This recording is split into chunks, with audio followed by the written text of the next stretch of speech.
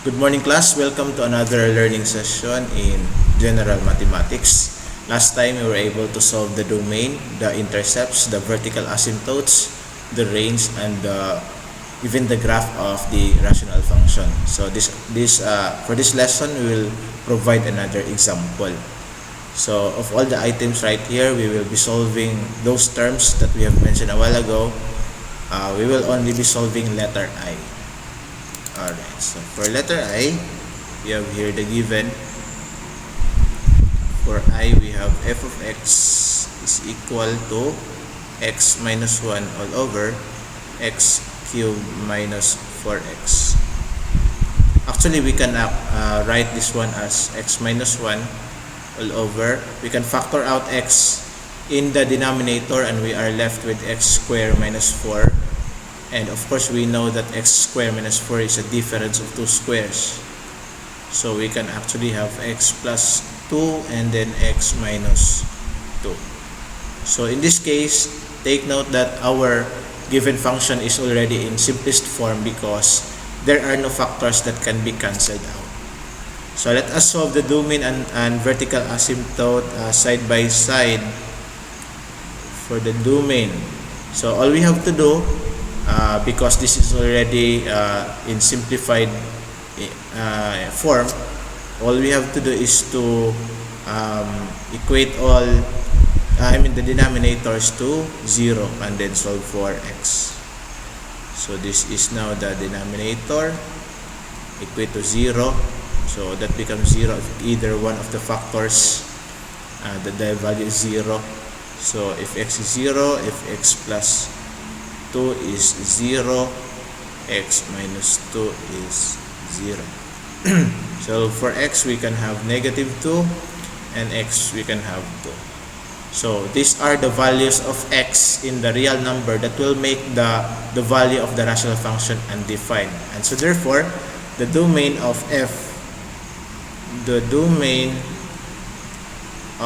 f of x is the set of real numbers excluding 0, negative 2, and 2. I mean excluding 0, negative 2, and 2. So, but we can also write that in interval notation by writing this way. We can also do it this way, na negative infinity to negative 2 open because negative 2 is not part of the domain. Union, we have negative 2 to 0, union 2 to positive infinity. Okay, you can also do it that way. And so for our vertical asymptotes in particular are because there are 3 of them. So again, because the given function is already in simplified form, so the value of x that are not part of the domain becomes the vertical asymptotes.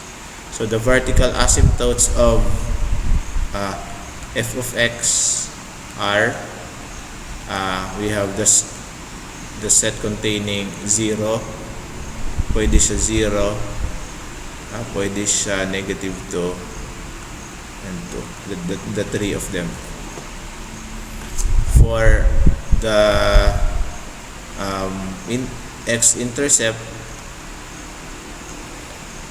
the x-intercept, just simply set y to 0. So we have x minus 1 all over.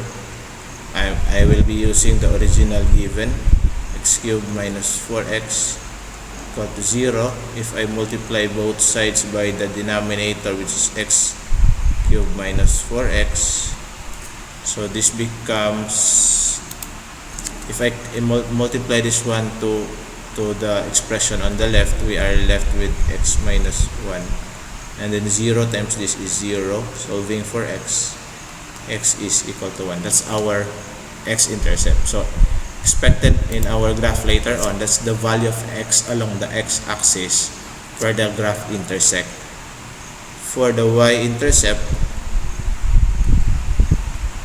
just simply set x to 0. So for example, since the given is f of x is equal to x minus 1 over x cubed minus 4x, then we will just simply solving for f of 0. So 0 minus 1 all over 0 cubed minus of course, so in this case there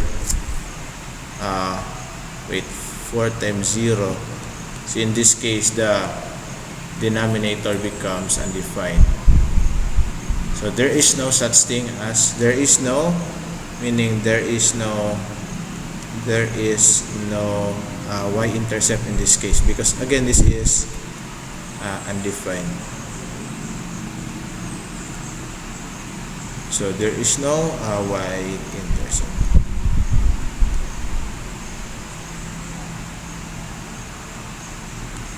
Alright. What about the what's next? What about the horizontal asymptote? So for the horizontal asymptote,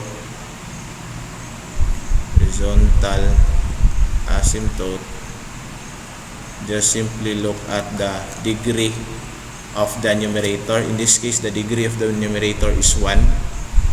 That's the highest exponent of the variable in the numerator. And the degree of the denominator, or the highest exponent of the variables in the denominator, is 3. In this case, n is less than m. What happens if n is less than m? We can actually go back to our presentation last time, that if n is less than m, the horizontal asymptote is y is equal to 0.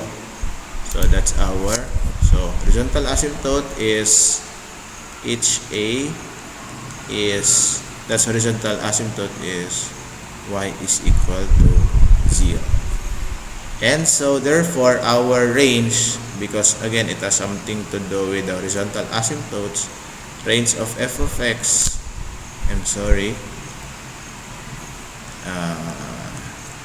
range of f is set of all y element of R such that y is not equal to the horizontal asymptote, which is 0. Alright, so that's all. I hope you learned something from this simple presentation.